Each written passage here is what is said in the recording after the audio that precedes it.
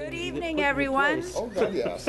I'd like to open the meeting of the Joint Implementation Committee for Measure 91 on this March 4th, 2015. Welcome. This is an exciting transition for our committee in that we are having some public hearings on actual bills. So it's a pivot point for us, and we're going to open 3 different public hearings in succession and welcome testimony. We have folks signed up, but if you haven't yet signed up, you can do that over with the committee assistant.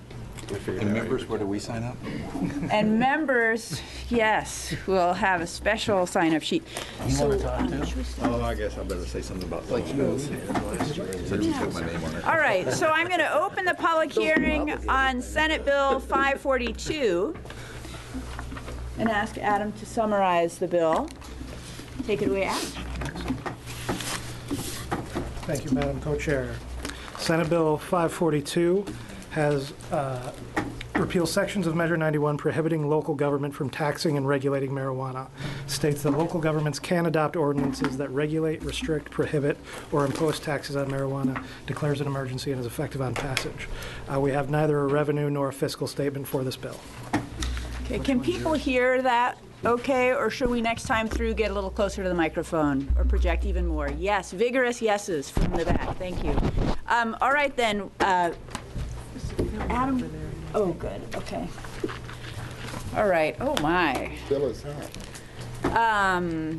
So our first witness is Scott Winkles from LOC. I think I'd like to call up. What do you think? Should I do 3 of them? I'm not big on letting them regular. Okay, let's have Rob Bovet and Scott Winkles come to the front. And you are seasoned expert at this, but please, of course, start by stating your name for the record. Welcome. And then on deck, we'll have David Bedanke, and Doug Hoyer, and Avery Smith. I don't know. I think it's Scott's. All right, thank you. Welcome. Basically, Madam Co-Chair, as members of the committee, for the record, my name is Scott Winkles, and I represent the League of Oregon Cities. The League of Oregon Cities is an association of all 242 incorporated cities in the state of Oregon, and I'm here in support of Senate Bill 542. And Madam Co-Chair, thank you for your comments, referring to me as a seasoned expert, but I'm going to ask the committee to bear with me in that I've never used PowerPoint in a testimony before, so I indulge your patience. Senate Bill 542 we regard as a somewhat simple concept in that what it does is it allows local control in the area of recreational marijuana and commercial marijuana. The bill would ensure that cities have the authority to adopt their own local ordinances in regards to the regulation of marijuana. It would allow cities to ensure that cities have a clear way to opt out of participating in commercial marijuana activities. It would allow taxation of marijuana sales. This is an important issue for the League of Oregon Cities. The League exists to protect the rights of city councils, elected city councils, to govern their cities. We haven't approached this issue any differently than we would any other topic that's before the legislature. Cities we argue the cities will feel the brunt of implementation in a way the state won't. Cities have been forced to rely on state agencies to close problem liquor establishments in the past historically to profound disappointment.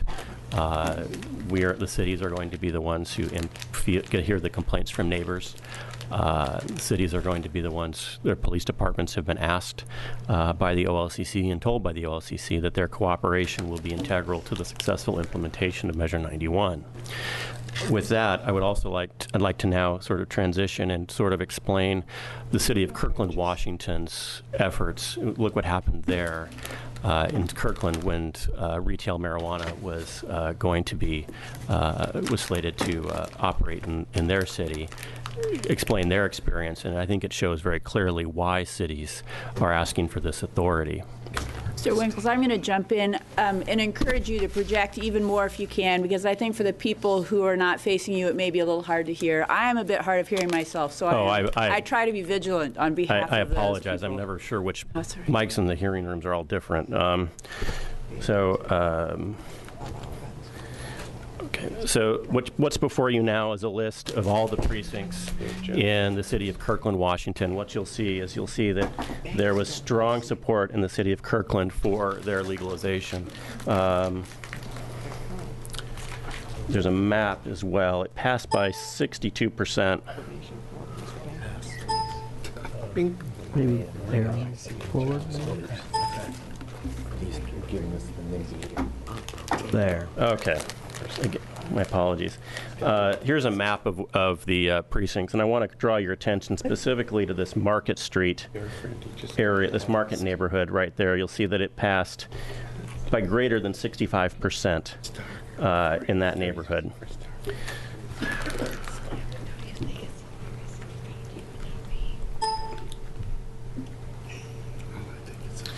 This is a zoning map of the city of Kirkland, Washington, and these are, and again, we'll look at that neighborhood area, and this is, you see a zone of commercial, some office commercial there, and again, that's an area where it passed by a large margin, and the shaded areas are all the buffers that were imposed by their legalization measures. So anything that's shaded, it might be eligible commercial, but because of the buffers, the 1,000-foot rules in their industrial areas, or their areas that was, or their proximity to school and other things, those were prohibited. And again, here we have that market area. What's interesting about that Market Street area is, again, it was in the precincts it was going to be located.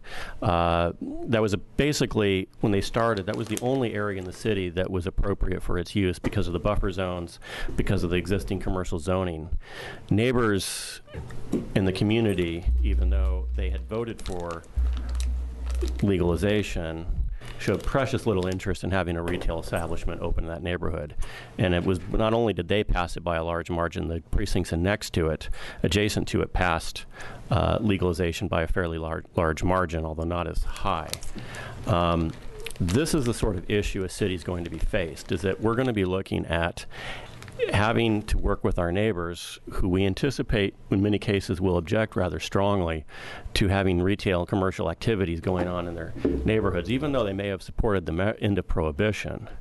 So having the flexibility to address legal regulations, adopt clear time, place, manner restrictions, and in some cases prohibit until such time as they can work out the appropriate ordinance and charter changes to their cities in order to meet the needs of and the wishes of their constituents. It may not be logical that a city that passed legalization by 62% is unable to, for political reasons, locate 2 retail marijuana shops in their cities, and to this date, there is still no retail marijuana establishments in the city of Kirkland, Washington. This has dominated their conversations. The city of Kirkland, this is not the most important thing that location is doing. They still have to do their comprehensive plan updates and all the other issues cities are required to do. This is why we need, and additionally, this is why we need the finance piece in local taxation. According to the LRO estimates, cities are expected to receive approximately $2 million a year after this program is up and running, and considerably less in the first year while the program is established. Law enforcement costs, staff planning time, legal time, it will add up. $2 million split among 242 cities simply doesn't pay the bills for this. And again, cities in Oregon are expected to be active participants in helping this program succeed. To do that, we will need that flexibility in regulation and in taxation and into the ability to prohibit in a way that's not going to spark litigation. Again,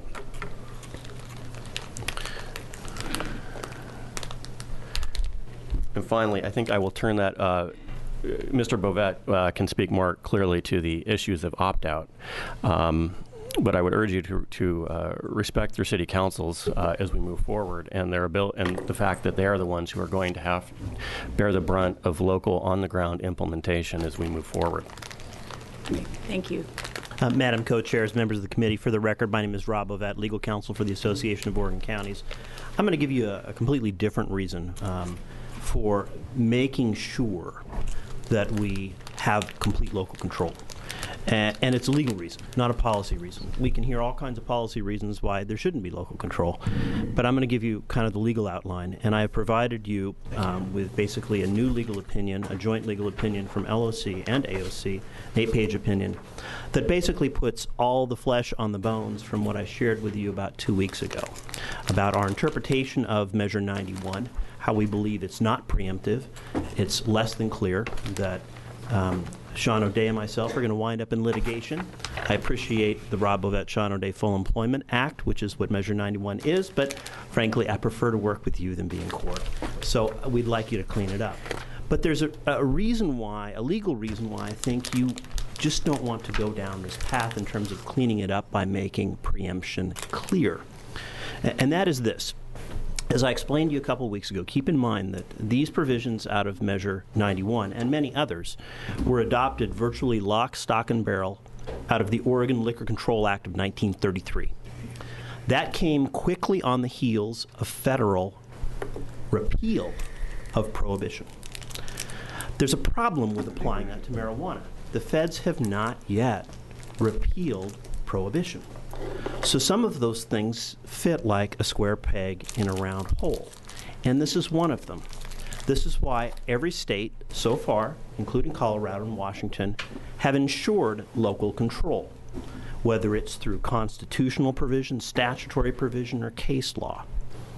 If we box, I suspect one of his members, rather than my members, into a corner and force them to have one of the 4 categories, or all 4 categories, of medical retail businesses, I believe they're going to go to federal court, get an injunction, and I believe our entire licensing scheme is at risk.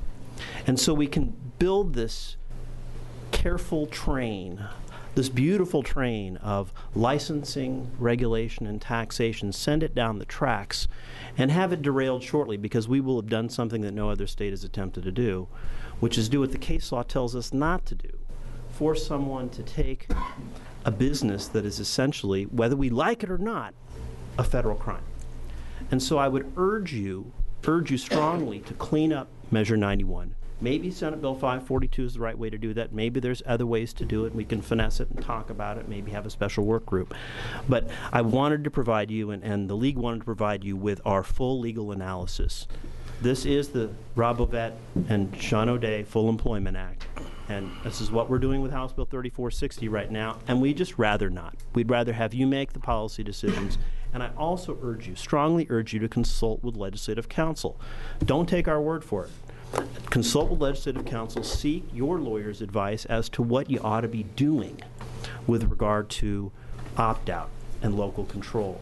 I suspect, without knowing, that they might advise you not to play this, what I would characterize as this kind of game of high-stakes legal chicken. It doesn't serve anyone well.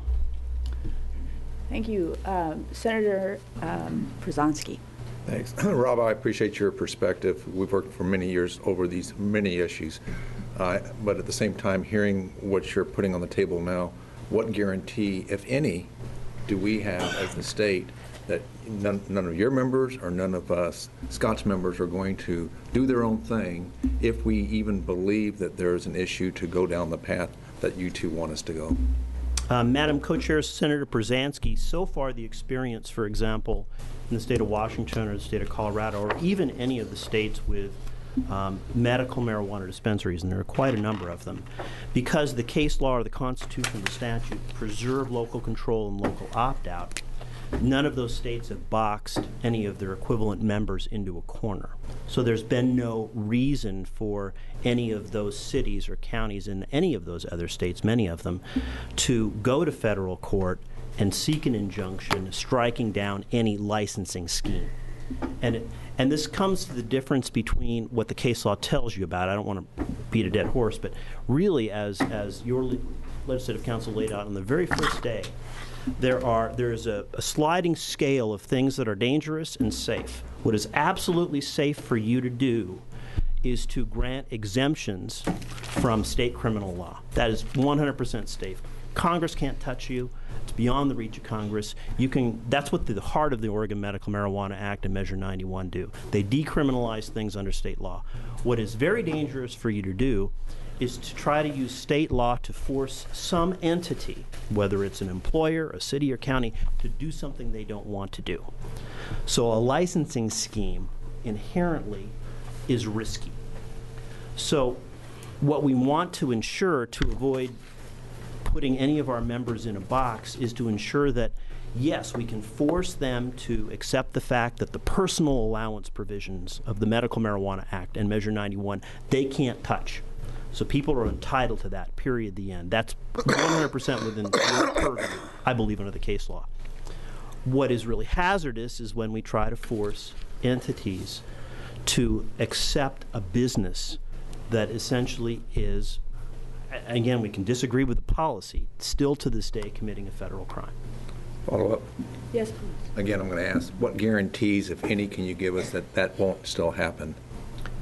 Co-chairs and Senator Brzezinski, there's no guarantees other than I think the risk goes way down when we provide for clean opt-out, because we've seen none of those issues crop up yet to fruition in the other states that have avoided what I call the nuclear issue. Madam Co-Chair, I'm sorry, if I may. You may. Then a follow-up. Sure, and then Representative Buckley. The league endorsed, as you're aware, Senate Bill or House Bill 3460, which created the medical dispensary program because we thought the system we had was a non-system that didn't work. None of my members suggested any sort of legal action when that happened. The only reason Cave Junction only went down the route they did after the discussion of the mandate was in place. And that's what led them to go down, and Medford also, to go down that route. Removing with a clear opt-out, there's no motive for them to seek a federal injunction.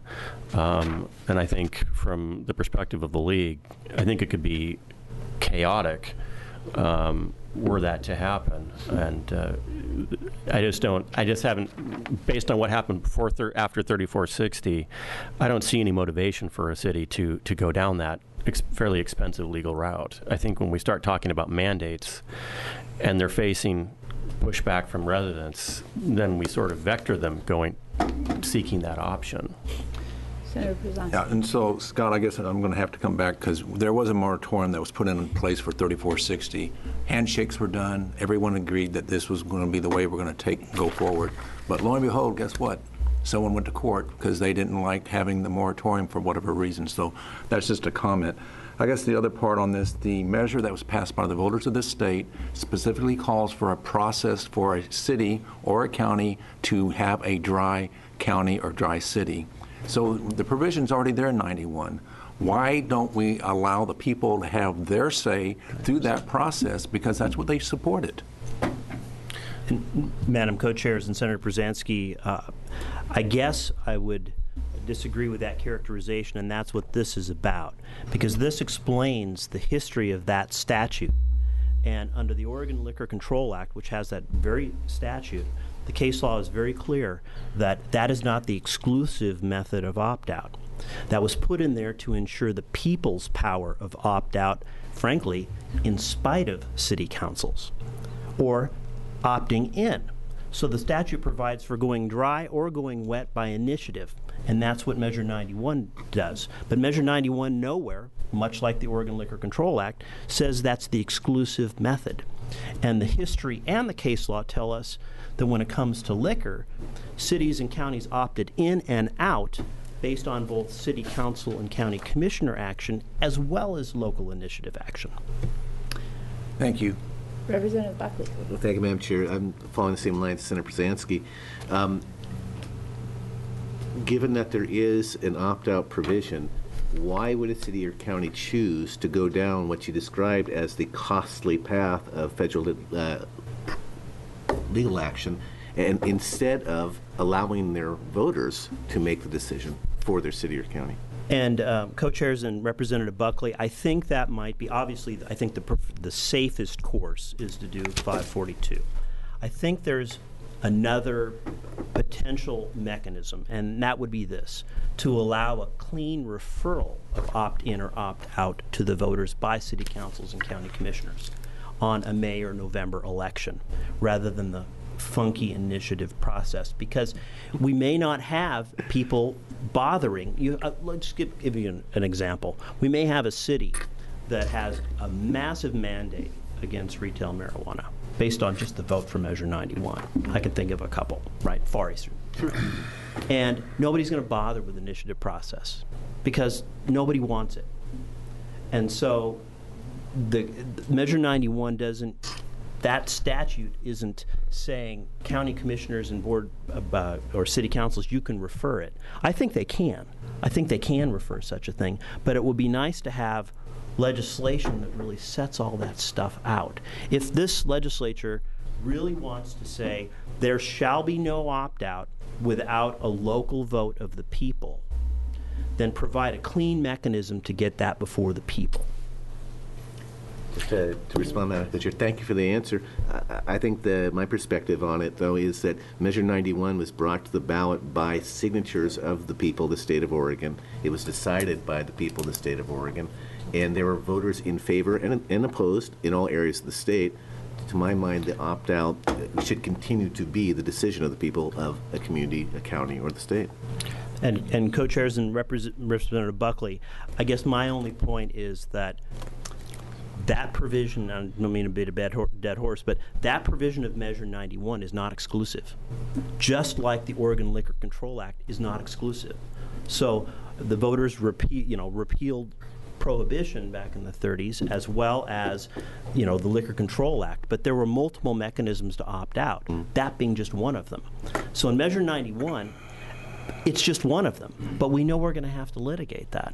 So I think there are good legal and policy reasons for you to clean it up, no matter which way you clean it up. Obviously, I have my preference, but to say that Measure 91 provides for only one mechanism of opt-out, based on our legal research, our analysis that I would urge you to read, that's just simply not accurate.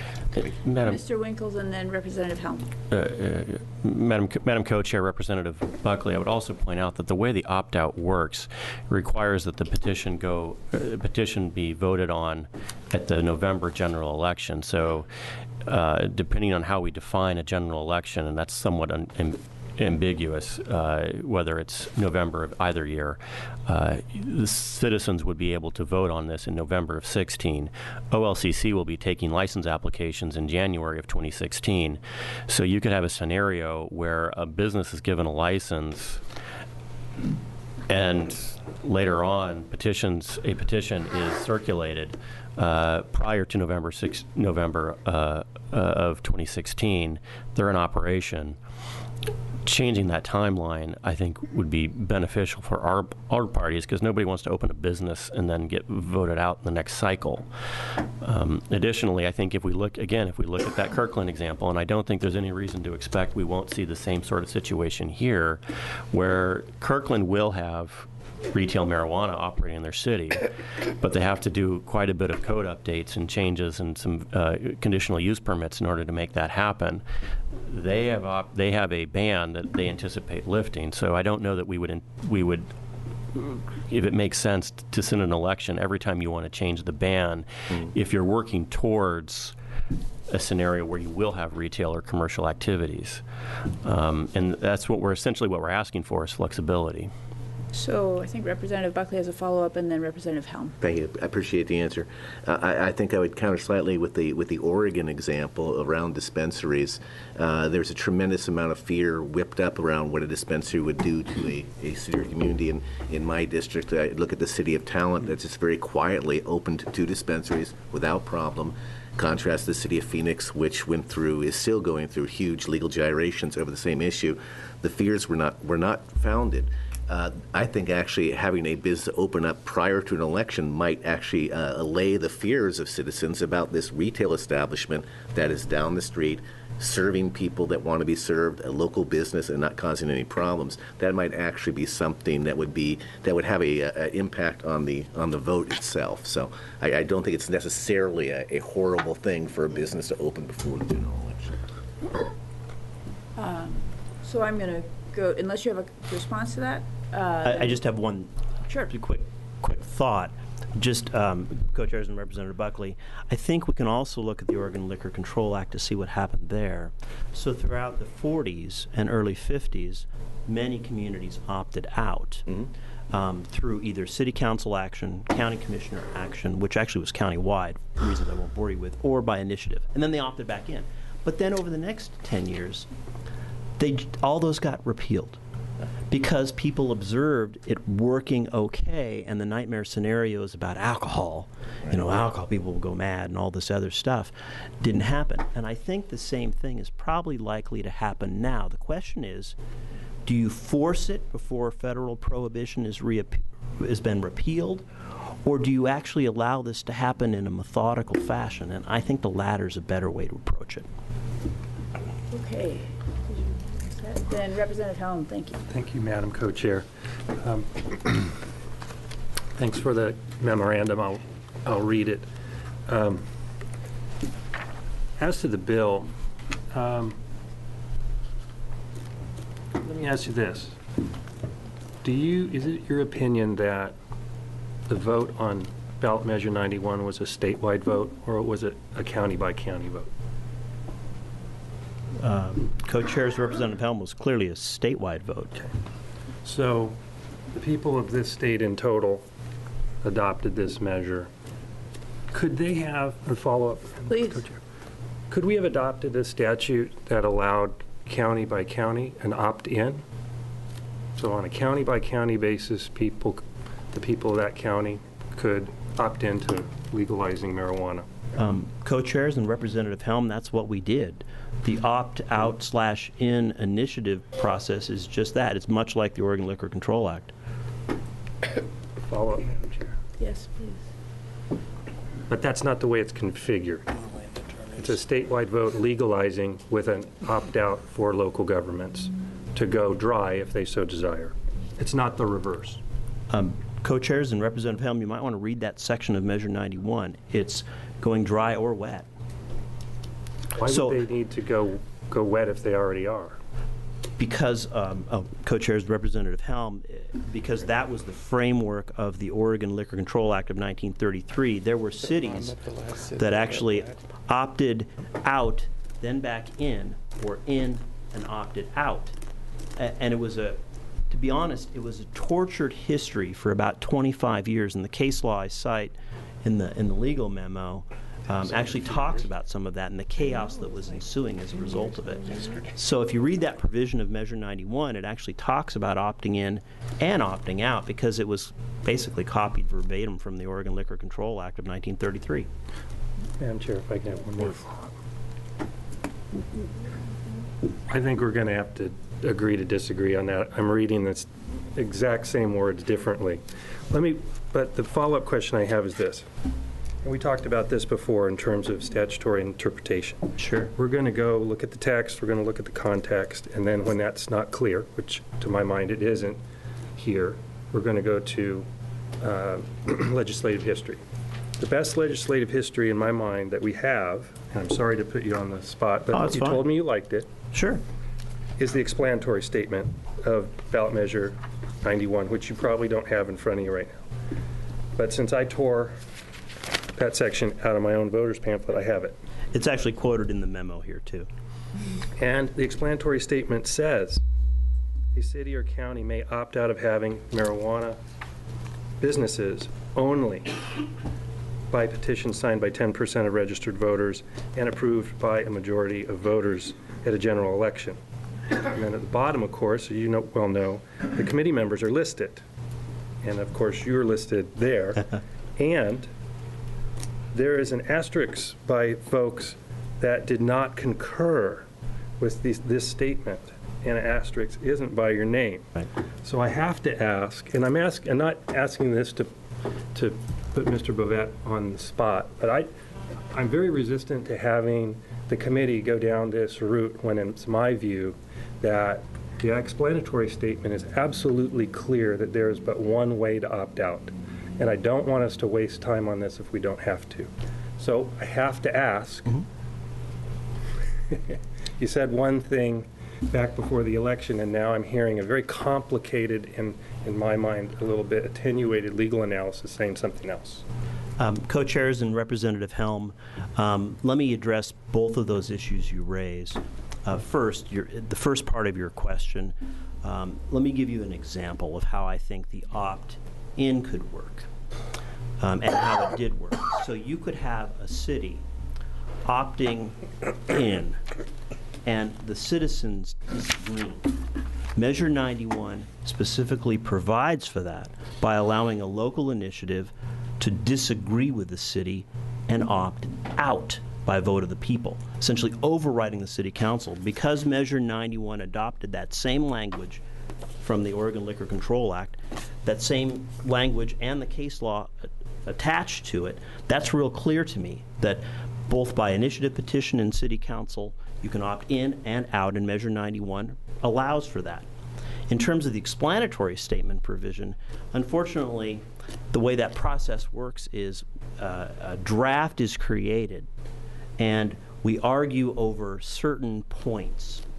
Those points we didn't really argue over, to be honest. We didn't focus on that. And the dissension of those two members of the explanatory committee was about different issues. So yes, on reflection, I wish I had all of this information in front of me. But my fear is that we don't get to the legislative history because the case law tells us if the initiative is clear on its face, you don't get to it. And so I think, I'm pretty confident, that I'm stuck in court over exactly the issues you and I have been talking about, and I would just rather not be. If you want to preempt local authority and say there shall be no opt-out, I would rather have you say that. Okay, so, He doesn't agree. Because then you know what's going to happen? We'll be dealing with the nuclear option question. We will be dealing with the federal question that every single other state in the nation has avoided doing because of the serious risk to our entire licensing scheme. And again, I strongly encourage you to talk to legislative counsel about that. People are minimizing the risk. I don't minimize it. And to me, that represents a potential result in Oregon that would be unique that doesn't make any sense to me. Because what's at risk is the licensing scheme for medical marijuana dispensaries and the four-tiered licensing scheme in Measure 91. What is not at risk are the personal allowance provisions of both of those acts. If I'm right, and of course I think I am, a federal court injunction issues, and what we are left with in Oregon is pure decriminalization. thank you so much. Do you feel like you've finished I've that taken enough line time. of questions? All right, we have a question from Senator Ferrioli, and then if we have no more questions from the panel, then we may need to transition to the next witnesses. Thank you both so much. Thank you, Madam Chair. I sincerely appreciate the differences in perspective. And I'll simply tell you, you'll be debating these questions for the next 25 years.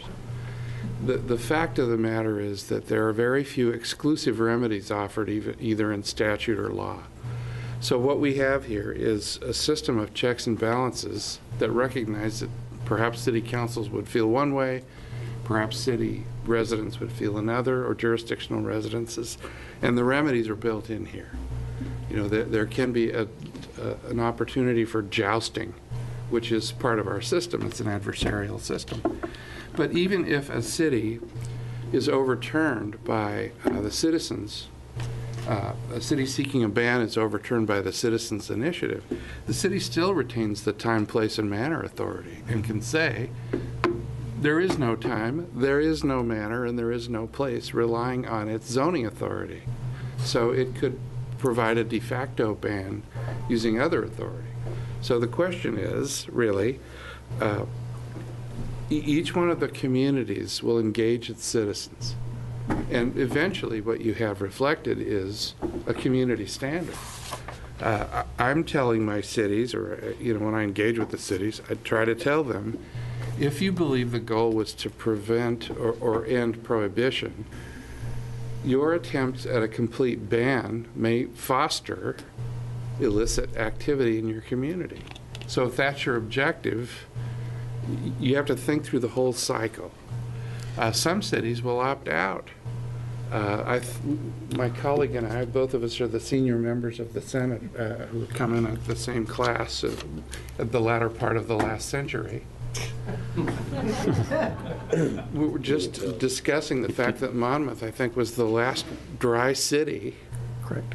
Which came, along into the 21st century just a few years ago.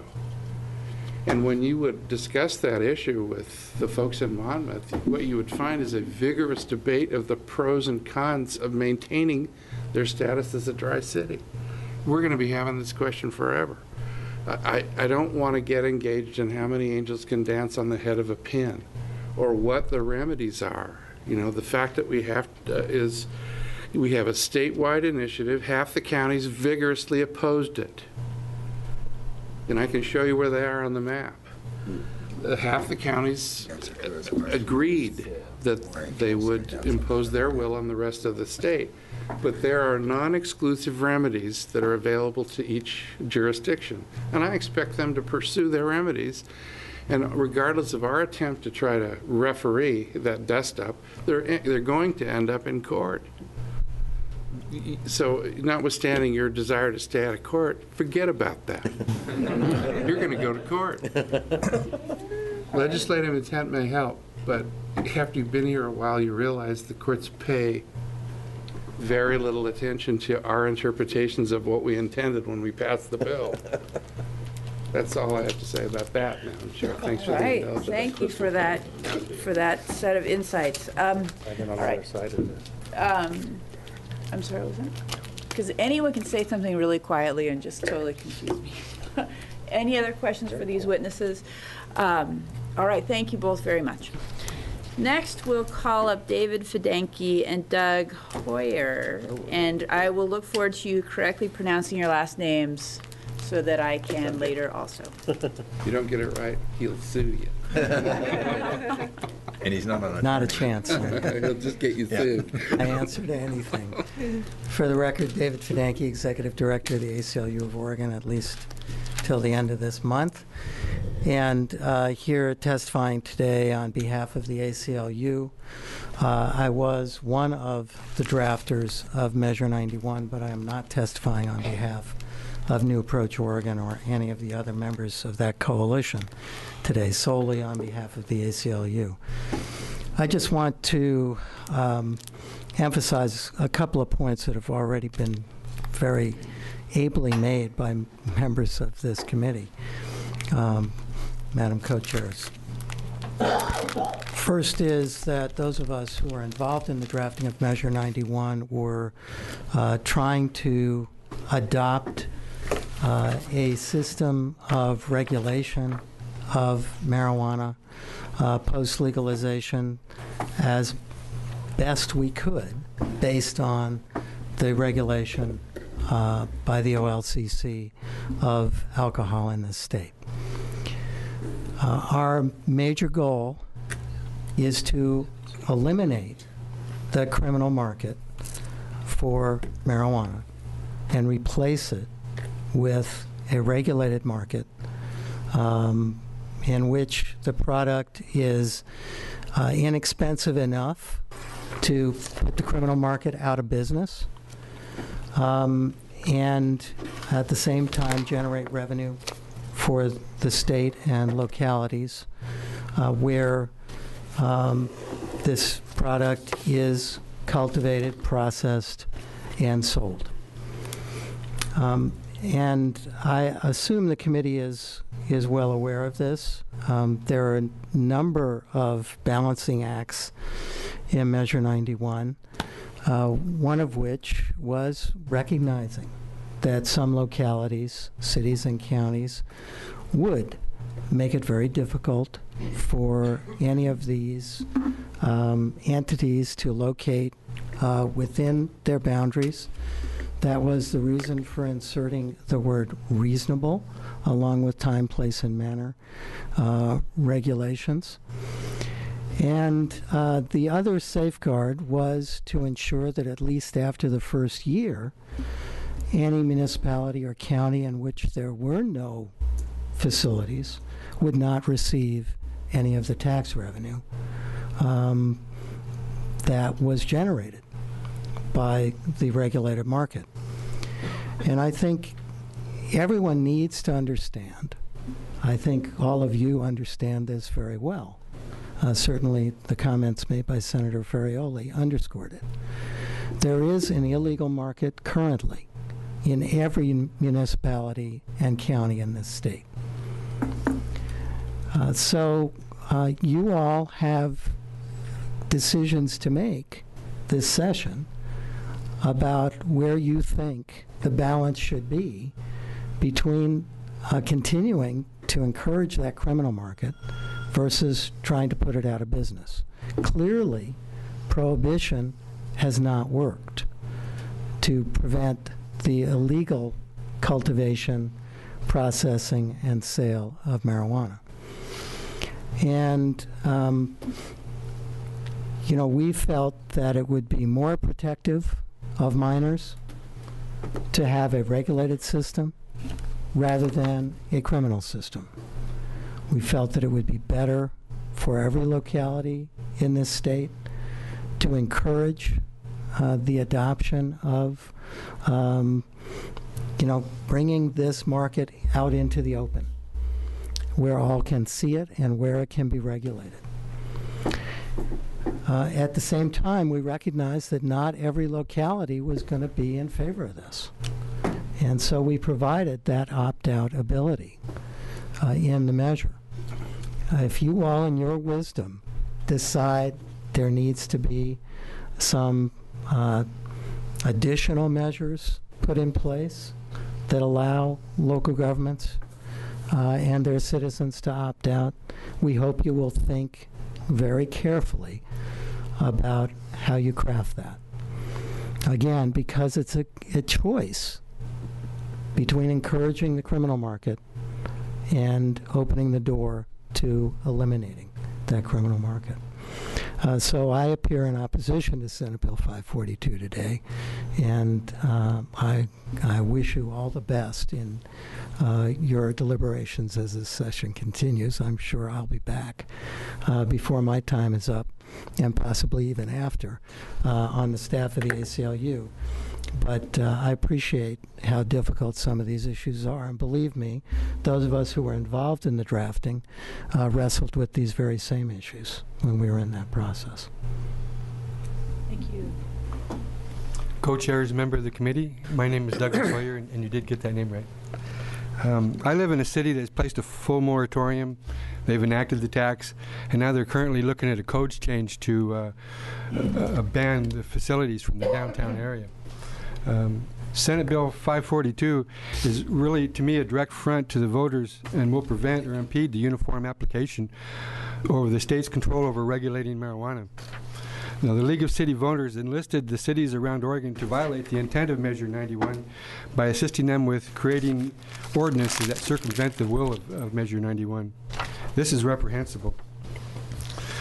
So when the House Bill 3460 passed, the League of Oregon Cities helped craft 1531 to allow some cities to have a temporary exemption from this bill.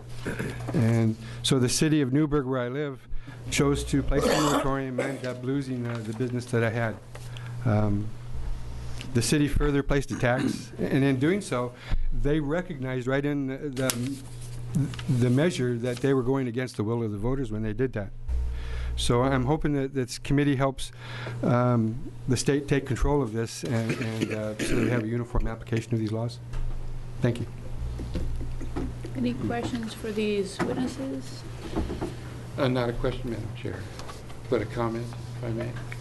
Mr. Fidanki, I've very much appreciated your service to the citizens of Oregon and that of ACLU. I find myself frequently in agreement with your organization's position, although that may come as a major surprise to some of the organization's supporters. But your service has been exemplary, and I genuinely appreciate what you've done individually, personally, and from the organizational standpoint. This may be the last opportunity I have to acknowledge your service publicly. I don't know if you'll be back before this or another committee, but I wanted to thank you for what you've been doing. Thank you very much, Senator. Thank you, Madam Chair. All right. Well, thank you both very much. And next up, let's please have Amy Smith, Avoy Smith, and Teresa Marchetti, both of the city of Portland. I think I got that wrong. But You're doing we're great, man. very You're happy doing to see you.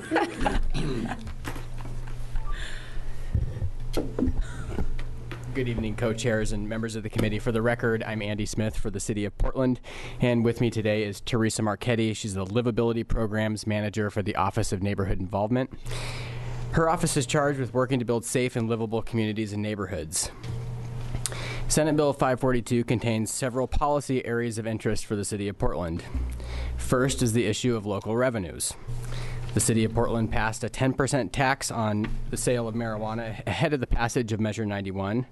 And Portland did this because the emerging recreational marijuana market will require the city to play a significant role in both ensuring a smooth implementation of Measure 91 and a reasonable enforcement of the law. We anticipate expenses that exceed projected state revenues. Implementation will require increased demands on our police officers, fire and building inspectors, licensing officials, and neighborhood livability program. Even under the current revenue sharing formula in Measure 91, funds sent to local governments are designated for public safety, even though the local services impacted by implementation are much broader than that. Second is the issue of licensing. Licensees under Measure 91 should have to demonstrate as a condition of licensing that they are in compliance with local zoning, building, and fire code. Under the Liquor Control Act, licensees do not have to be in compliance with local laws in order to get a liquor license. And the result is that local governments have little say or input on where licensed establishments are located and are limited in their ability to protect the public health, safety, and livability. Addressing this issue would help local communities be responsive to and address unique conditions that may differ from jurisdiction to jurisdiction that a uniform regulatory system cannot address. We encourage this committee to take a close look at this issue as it applies to Measure 91. And finally, the issue of saturation. Saturation refers to a concentration of licensed establishments in a given area. The Liquor Control Act does not address the issue of saturation, but in Portland, we struggle with areas of the city that are densely concentrated with licensed establishments and the associated public safety and livability issues that arise in these areas. We encourage this committee to extend the rule in the medical marijuana laws that require dispensaries to be 1,000 feet from each other to licensed establishments under Measure 91. Thank you for the opportunity to testify, and we are happy to answer any questions. Yes, for the record, I'm Teresa Marchetti, Chairs Leininger and Burdick. As Andy said, I'm the Office of Neighborhood Involvement's Livability Manager. And just to expand a little bit on what Andy said, the City of Portland is really looking to be an effective partner with whatever the state licensing scheme is. And we do expect, like liquor licensing, to be the location that has the most retail dispensaries. And we're trying to educate ourselves, much like I know this committee has been trying as well, on what the issues will be that arise that we need to address from the local standpoint. And even though there is we understand the desire to have a uniform statewide approach, there are certain environmental factors that a uniform approach isn't necessarily the best way to address, from a coastal community to a rural community to an urban community. And so we're hoping that we will have an opportunity to work with you to alleviate some of those issues so that the city does have the authority to be responsive to our constituents and their concerns as they arise as we are implementing this and encouraging this industry. Thank you. Thank you. Representative Buckley. Thank you, Madam Co-Chair. Thank you for your testimony. I'm wondering, Andy, if there's a way that the City of Portland could look at the costs incurred in the opening of the dispensaries in your city and somehow get that information to us so that we have some idea of a projection of what the costs might be when retail establishments open. I know there will be a lot of interest in your city for people who want to open retail. And that'd be helpful, at least for the committee to have. Sure. Co-chairs and Representative Buckley, we'd be happy to provide that. Absolutely. Any other questions for these witnesses? Okay, thank you both Thanks. so much. Appreciate it. We have two more witnesses signed up to testify to Senate Bill 542. Peter Kramer, possibly, and Anthony Johnson. Pretty simple. You could both come to the front. That'd be great. Yeah.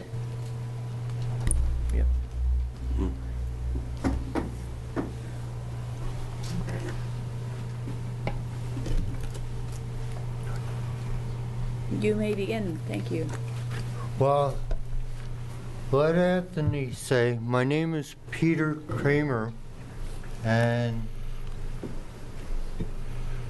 no, I'll let Anthony speak, and then I'll speak after him. You know, you're above him on the list. Okay. So, Well, then excuse me, Anthony. Well, I'm a medical marijuana patient, grower, activist. I get the camera and film these things and show the city of Salem on Channel 23 what's happening, and for them to make their own decisions or opinions. I'm glad that the medical marijuana finally got a safe access to get that, and this was voted by the public. Big time. Like 91 has been voted by the public. And you told us when we got 91 going that you wouldn't mess with the medical.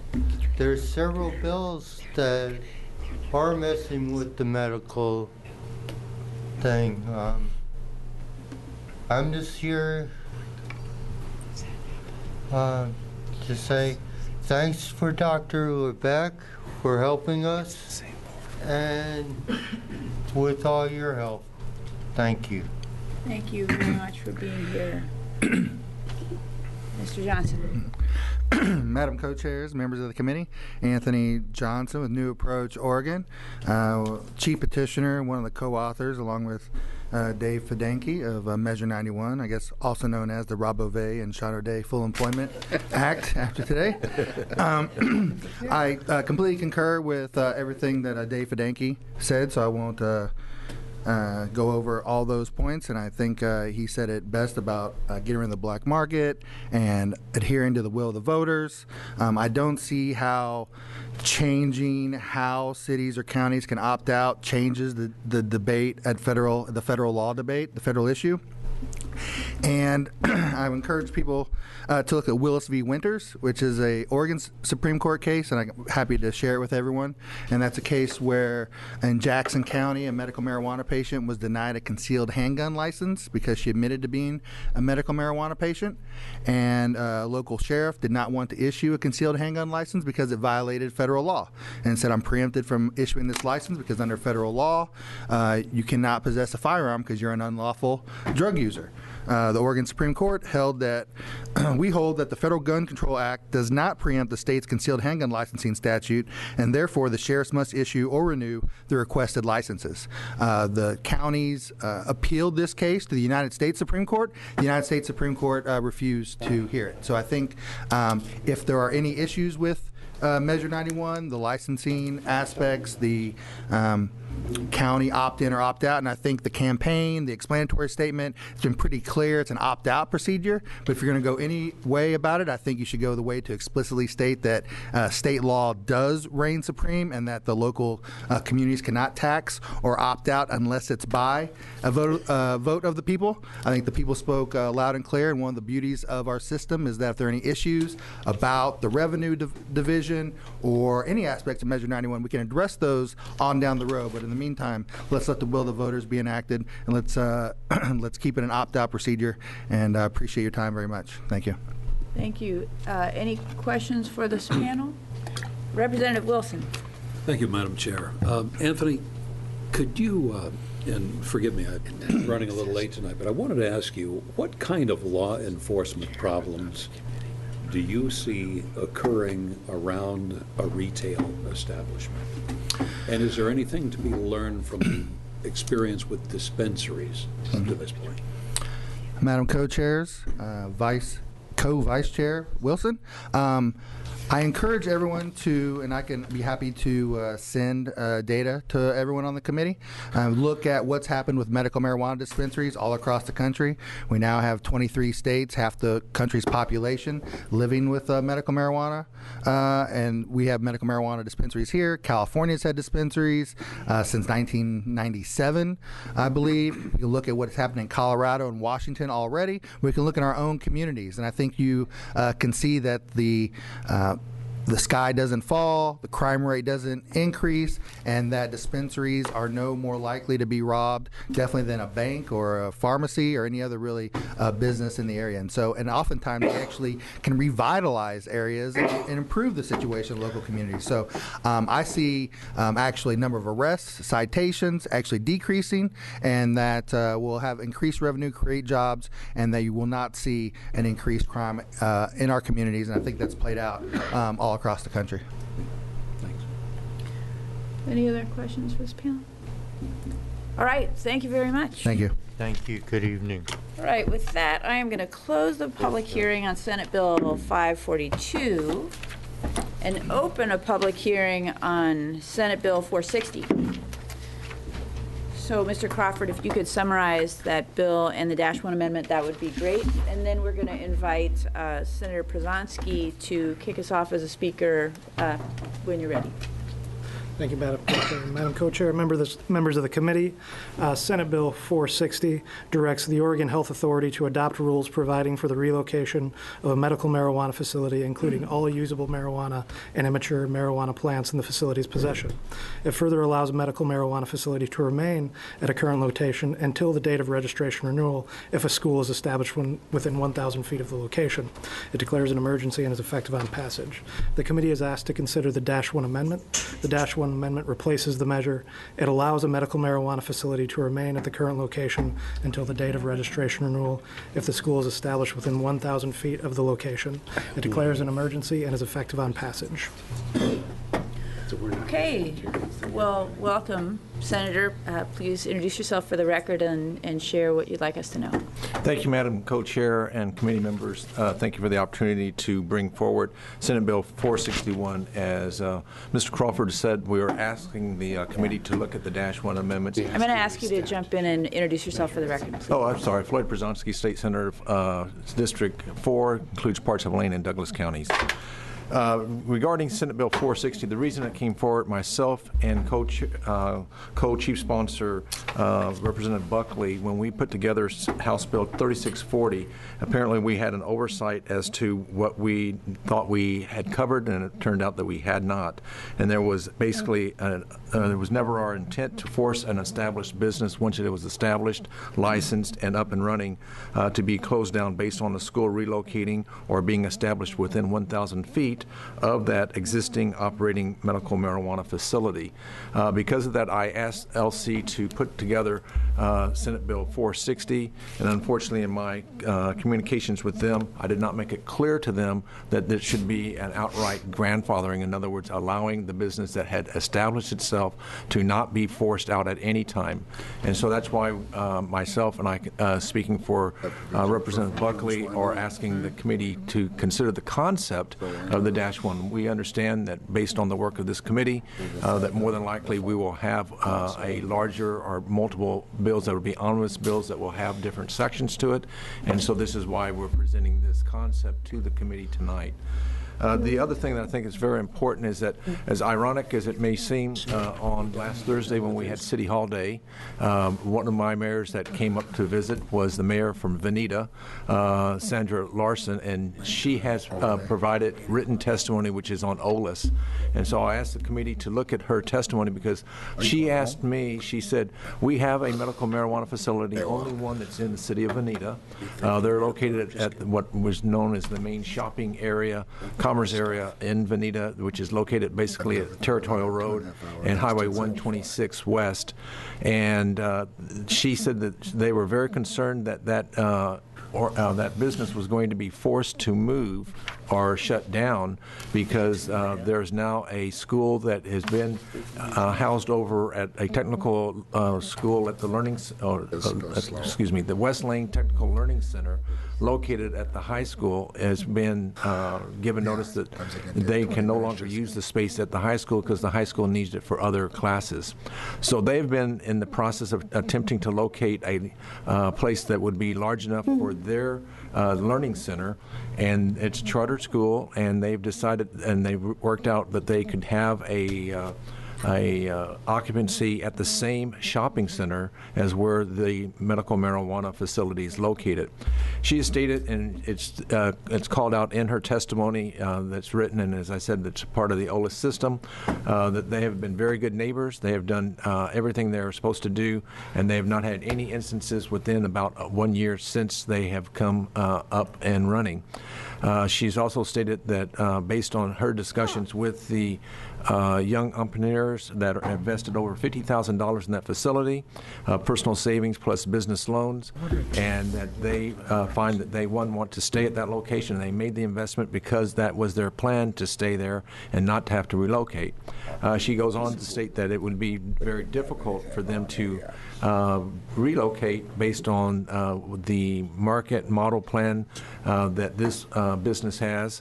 And I would say, where have we required any business that is up and running and established and not having any problems be forced to move just because someone decides to relocate a school in the same general area, knowing that the facility is already there, and basically displacing them. So it was never our intent to put businesses out of business based on having a school come in after House Bill 3640 passed to locate with or without intention within 1,000 feet of an existing medical marijuana facility. Okay, thank you. Questions for this witness, Co-Chair Burdick? Thank you, Madam Co-Chair. Can we assume that you would support the same policy when we approve recreational marijuana facilities? Yes, that's correct. Yeah, very much. This is dealing, of course, with the medical, but this committee, as we know, is charged to look at a much broader and bigger picture as it pertains to Measure 91, as well as, I think, as helping clean up some of the situations that were unintended consequences in House Bill 3640. Good. Just a comment, Madam Chair. It seems like we would, to not do this would almost get into the takings area for a government decision. If you forced a business that was existing out of business simply because some other entity moved in. I would say that I'm not, Madam Co-Chairs, I'm not ready to comment as to legality and what that might be as a taking. But what I would say is that we have not seen any similar actions based on the location of a liquor store. And it's ironic when you look at her statement in her testimony, she actually talks about a liquor store which is in the same shopping center, which is, again, within 1,000 feet of where the school is going to be relocated. Thank you. Great. Any other questions? All right. Thank you very much for your testimony. All right, we have two witnesses from the community who are here to talk. Yeah. And so we have Anthony Johnson and Peter Kramer. Welcome back up, gentlemen. This time we have you in reverse order. So Anthony, Mr. Johnson, let's have you go first. Mr. Kramer can do the finale. Madam Co-Chairs, member of the committee, Anthony Johnson, New Approach, Oregon. I concur with everything that Senator Przanski said, and in addition to the fact that this would be a great fix for Measure 91 adult use stores as well, it's nice to know we're not alone in oversights in these issues. So thank you very much. Thank you for having me. My name is Pete Kramer. I'm from the Mercy Center. I run the Mercy TV. I'm here and I agree with Anthony and Senator. Let's make it legal. Great. Any questions, comments? Senator Cruz, you got anything? All right. Anybody else? All right. Thank you very much. So we're going to close the public hearing on Senate Bill 460 and open the final public hearing of the evening on House Bill 2041. Mr. Crawford, could you please summarize the bill? Madam Co-Chair, members of the committee, House Bill 2041 allows local governments to adopt ordinances prohibiting marijuana producers, processors, wholesalers, or retailers from establishing within 1 mile of public or private schools. It allows local governments to adopt ordinances prohibiting medical marijuana facilities from establishing within 1 mile of public or private schools, declares an emergency, and is effective on passage. It has no revenue impact, but no fiscal impact statement has been issued. All right, we have two witnesses signed up for that bill. We have Peter Kramer and Anthony Johnson. Welcome. It's a sweep. Right. In support, huh? What's our order this time? Time, it looks like we've got Peter up. Welcome. Just don't mess with the medical marijuana. What's that? It took us a long time to get PSD put out as a condition. You gotta be joking. 12 inches, you call that a mature plant? I'll be at the OMMP meeting this next Tuesday. To film it. Greg? So if you get on the computer, you can watch us bringing that meeting to you. Thank you. Yeah, Greg. Thank you for your help and taking your time. Thanks very much. Anthony Johnson, New Approach, Oregon again. Speaking in opposition of this bill, it's really already been said before about Senate Bill 542. We want to bring people into a regulated system, let the will of the voters speak. 1,000 feet is sufficient to protect minors, to adhere to the Cole memo and federal provisions to keep the marijuana establishments away from kids. A mile provision will be a burden upon patients, first and foremost, and additionally, it will only exacerbate the illegal market, and we should let the will of the voters speak before we make any major changes. So please oppose this bill. All right, thank you.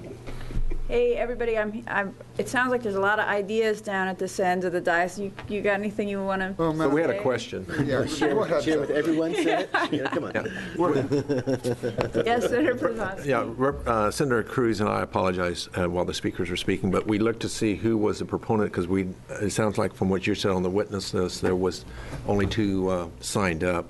And I was wondering, as apparently Representative Smith was the requester of the bill. I'm wondering if he or had a constituent or someone who submitted any testimony on behalf of the bill. Yeah, what I have a note here that he would not be available to testify, but Mr. Crawford, do you have any more insight into that? Madam Co-Chair, Senator Przansky, at this point, we've received no testimony in favor of this bill. Thank you. Madam Chair, we're also commenting on the mile distance, which would mean that there would be nothing in the state, I think, so. Great. Any other thoughts on this? Well, thank you, gentlemen, for your input tonight. And Madam Chair? Yes, sir. Before you let everybody go home, which is a good thing, I don't want to impede that too much. I have a question on 542 that I think will help the committee, at least it'll help me. And I'd like to ask for Mr. Bovet to answer a question. And I'm going to close the public hearing on 2041, and then let's go to that question. So I'm going to close the public hearing on House Bill 2041, and Mr. Bovet, we would love to have you answer this question. Madam Co-Chairs, I guess I should have Also, left. pardon me, I'm going to reopen the public hearing on Senate Bill 542. Yeah, it'll teach you. So it seems, though, that your previous testimony on the structure of Oregon state law, absent Measure 91, is that even with Measure 91, there are multiple remedies for and multiple authorities for cities.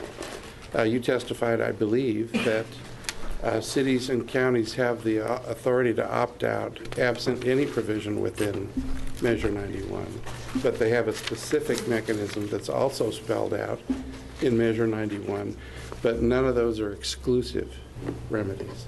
So I'd like you to put that statement on the record, so if there's a discrepancy, we can hammer that out with legislative counsel to either get agreement or disagreement. Madam Co-Chair, Senator Ferrioli, I would absolutely agree with what you just said in terms of an alternate Madam summary. Chair, I don't know what I just said.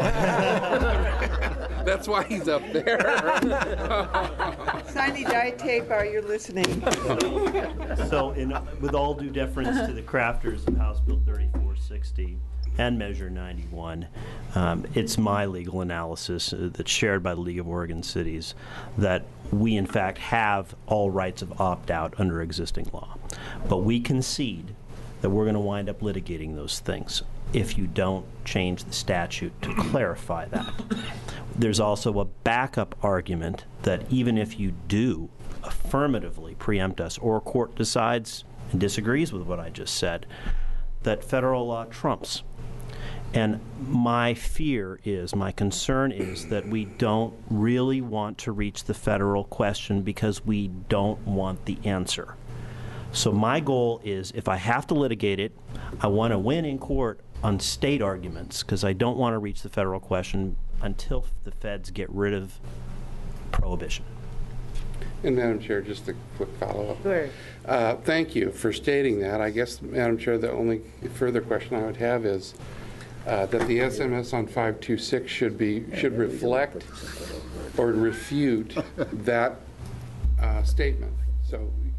So we'll know whether the opt-out provisions are exclusive to Measure 91 or not exclusive to Measure 91 according to our legal counsel. Thank you, Madam Chair. And Madam Co-Chairs, I would agree with Senator Ferrioli. You really ought to ask Legislative Counsel to see whether they agree with our analysis. Please don't trust us. I'm glad, Madam Chair. I'm glad, Madam Chair, you didn't say with your analysis. It's a different part of the bill. So I see that the committee administrator is writing down that point, and then Senator Przansky had a comment, and then Co-Chair Burdick. Well, Rob, since you've come back up, the one thing that you said in your testimony, and I wanted to get clarification, was that if the feds did rule on this and they did agree with your analysis, we would be left with only personal use and protections. Was that correct? Co-chairs and Senator Przansky, that's exactly correct. So really there's two pieces of the Oregon Medical Marijuana Act and two pieces of Measure 91. Just talk about 91. 91 has the personal allowance provisions, what I can have at my home, what I can grow at my home, free from being a crime under state law. I would agree with, and I haven't seen anybody give any legal analysis that is at any risk of being preempted federally. It's beyond the reach of Congress to tell you what you can criminalize or decriminalize under state law. The risk is on the licensing schemes. And states have carefully avoided having their licensing schemes be preempted by federal law by ensuring local opt-out. And so that's where I see the risk, and I suspect, without knowing, that Legislative Counsel will agree with me that there is a substantial risk of all of our licensing schemes being preempted and subject to a federal injunction. That is on the dispensary side in the Medical Marijuana Act, as well as the four-tiered licensing. People may not like to hear that message. Frankly, I don't like that message either, because I think that's the worst of all possible worlds, because then what we would be left with is the core of 91 and the core of the Medical Marijuana Act, which I would characterize as pure decriminalization under state law with no licensing, taxation, or regulation. So if I could just follow up, if that if that occurs, it's still illegal under the federal system to grow, to distribute, and so why wouldn't they still have some type of jurisdiction over people in this state? And that analysis just doesn't seem to understand the licensing part, but if you go purely on a criminal analysis, I just don't understand how we can say that it's going to be legal in the state to do these things that are still currently under federal law illegal. And Co-Chairs and Senator Brzezinski, that's the real rub. I guess I would encourage you to read the Michigan Supreme Court case in the case of Terbeek, where, for example, the city tried to prohibit the personal allowance provisions of the Michigan Medical Marijuana Act, which is basically the OMMA. They copied our statute. And the state Supreme Court said the city can't do that because the state legislature gave criminal immunity.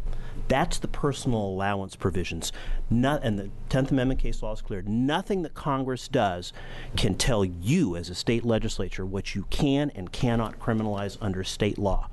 You have that authority exclusively. If the feds choose not to enforce federal law, against individual users, which they're never going to do, that's federal. That's essentially a prosecutorial discretion. But the feds can't control what you criminalize and decriminalize under state law. That's safe, in my opinion, and I think Legislative Counsel will agree with me, totally safe. What's totally at risk are licensing schemes that essentially are state licenses to commit a federal crime. And people may not, again, like to hear that, but that's essentially what they are. But, Rob, if I may, sure, I'm just please. Following up again on this, it just seems to me that if everything's intra-state, not interstate, the licensing scheme is within our state. It seems like the 10th Amendment is going to give us the same protection as it does for the criminal. And Co-Chairs and Senator Brzezinski, I guess I would point you to Emerald Steel to answer that question, where we're talking about totally activities in state under state law where someone was being forced to accept an answer that functionally violated federal law. It's the difference between Emerald Steel and Willis v. Winters that Anthony talked about. In Willis v. Winters, there was no federal conflict. Essentially, the sheriffs tried to manufacture one. And so it may sound like a distinction without function, but it actually is real. It's real. When you box someone into a corner and tell them they have to tolerate or accept or license that which is a federal crime, then you run into what I call the potential nuclear option. So I see Senator Burdick has a question. Senator Cruz, do you feel like your question is so... It's kind of a follow-up on this. I mean, once we get into licensing, does that take us into the Commerce Clause? Is that where we get wrapped or not? Co-Chair Senator Cruz, no, not really. What we're really analyzing is federal preemption and the reach of federal preemption. So the feds, because marijuana is a Schedule I controlled substance banned, there is nothing about that fact that preempts your authority to grant citizens of this state immunity from state criminal law. Right. The feds can't touch that. That's the heart of the Medical Marijuana Act, and that's the heart of Measure 91. But the Medical Marijuana Act has accessories, things like licensing dispensaries, licensing for categories of businesses. That can be federally preempted. Yeah. So, Senator Co-Chair Burdick. Thank you. Along those lines, if you're, and I'm hearing and trying to understand what you're saying about the licensing, and you're basically saying if we compel an activity that is against federal law, that you consider us to be at risk. If you satisfied your concerns and allowed opt-out in a realistic way, but had incentives for cities or counties to cite these things, for example, perhaps a capped local option tax, would that run into the same legal perils? Madam Co-Chair, I don't think so. I think frankly, under state law, you can incentivize people to tolerate or even license the commission of federal crimes. I don't think that's subject to the same analysis. The difference is really between compelling people to do things that facilitate or license a federal crime versus immunizing people from your own state criminal law. Those are the extremes. And then, Council Mayor, Mark Mayer, talked originally about everything else being gray in between. And I see it that way as well. I share that sliding scale. And to me, licensing is the most risky activity we can do, to license someone to commit a federal crime. That's what's subject to being preempted, which is why, in my opinion, all other states have avoided that issue entirely by making sure that nobody is forced to accept a licensee. So, I think you made an important comment at the beginning, which is that you represent your client. There are a number of lawyers up here. We know that these are cases of first impression in large measure, and you are a great advocate for your client, but you have a very distinct point of view from which you're analyzing the law. And we really appreciate your encouragement to us that we have counsel for the legislature provide us with perspectives on this. And I would just reiterate that this is a case of first impression, and the case law that we have on it is state court interpretations of federal law, and so there's a lot to be determined. But thank you so much, and there are no more questions on this hearing. I'm going to close the hearing for Senate Bill 542, and let you know that the next thing that we have going is going to be the presentation from the Oregon Liquor Control Commission on Monday, in which they're going to speak us through the recommendations that they have come to, and we'll have a chance to do a lot of question and answer on that. And I think that we expect that to take up the entirety of the session on Monday. We invite you back to take a look then. So thanks a lot, and with that, the meeting is adjourned.